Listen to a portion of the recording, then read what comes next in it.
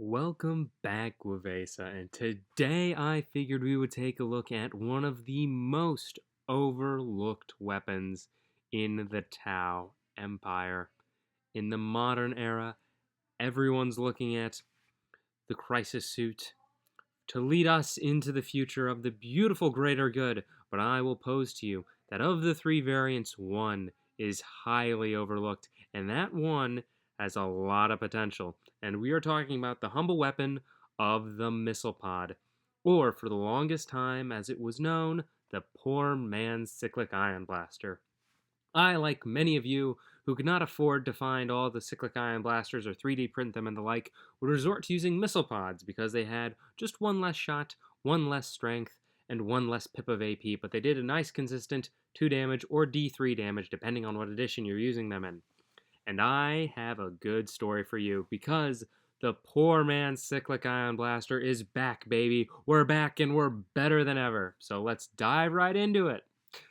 The Cyclic Ion Blaster is iconic. It is known for being able to attain Strength 8, AP-2, and 2 damage. In its unovercharged state, it is Strength 7, AP-1, and 1 damage, but both of them have 3 attacks. Now, the Missile Pod has 2 attacks, is Strength 7, and is AP-1, 2 damage. That is pretty dang close. Only 1 less shot, 1 less strength, and 1 less armor penetration. But with the new Retaliation Cadre benefits, we can bump it up to near Cyclic Ion Blaster status. It will change from being Strength 7 to being Strength 8, and AP-1 to AP-2 as long as you are nice up close and personal. This becomes the elite killing weapon that we need, and that the Retaliation Cadre perfectly ordered. The shortened blade also gives it the special range benefits so that we can get up nice, close, and personal and completely obliterate everyone with the bonuses that we need to our weapons. After that, there's a stratagem of the Archon Protocol, which means you get extra hits when you're so that will get us closer to how the CIBs are, the Cyclic Ion Blasters.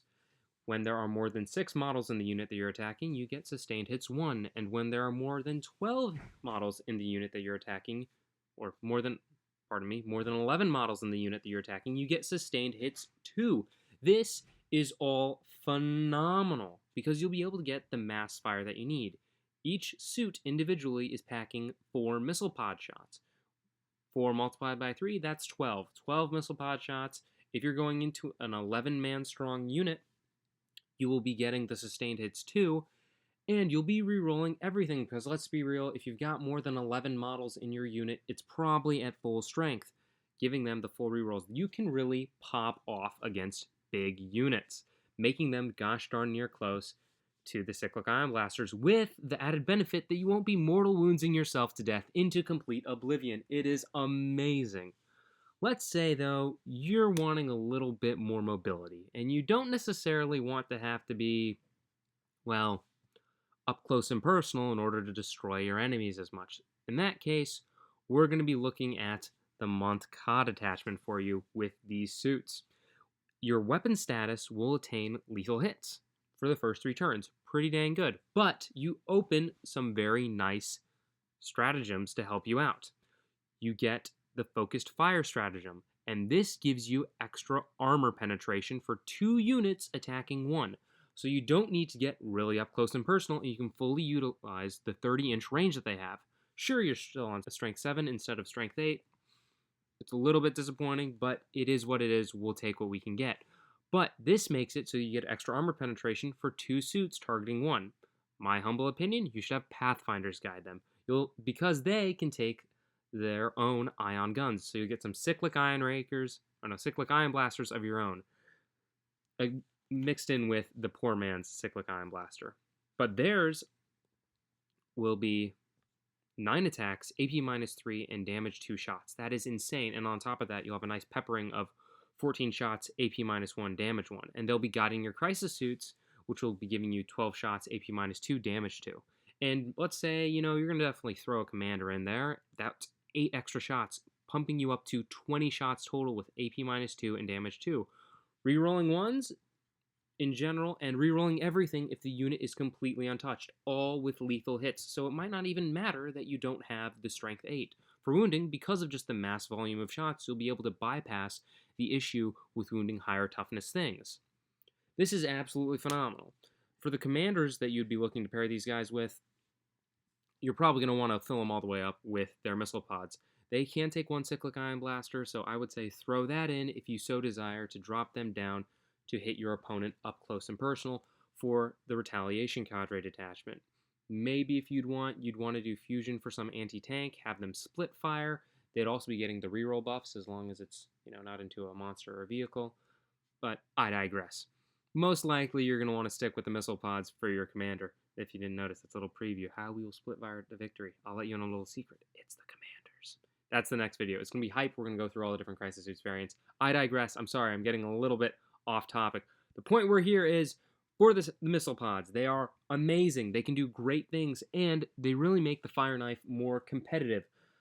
I'll be honest, I'm never going to be using plasma rifles, at least not for a very long time. Their lethality is good. Their range is bad. Very bad mismatch for fire knife with the 30-inch range guns and the 18-inch range guns. Not really my thing. I digress, though. But we're talking about the missile pods. The missile pods are awesome. That is a lot of damage that we can do with 20 shots, AP -2, 2 damage. If we are up close and personal against a unit of just your basic Space Marines, they're being guided and rerolling everything against a full strength unit, you have a pretty dang good shot of wiping the entire unit. Especially if they're ignoring cover with the AP -2.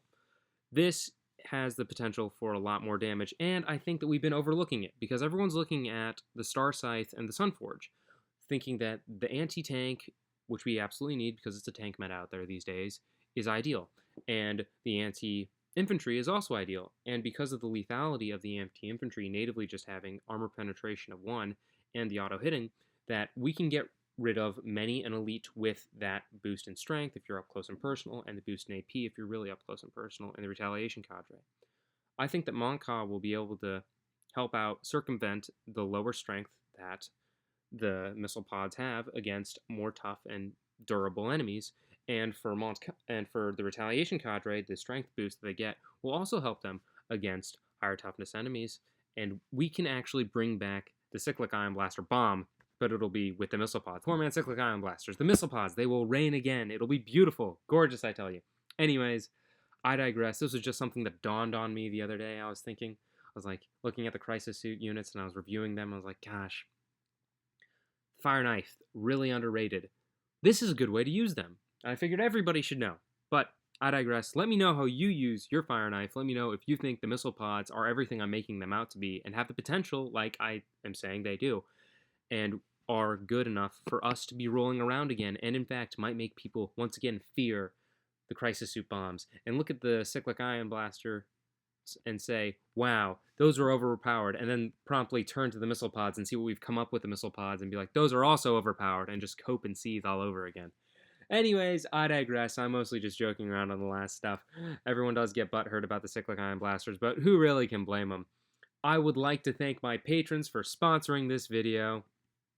Thank you all very much. The New Vivek, Samjer, Ryan Hall, David Palilio, K-Mag, Jonathan Patino, Mark, Chris F., Magnus Thorody, and created by Philip.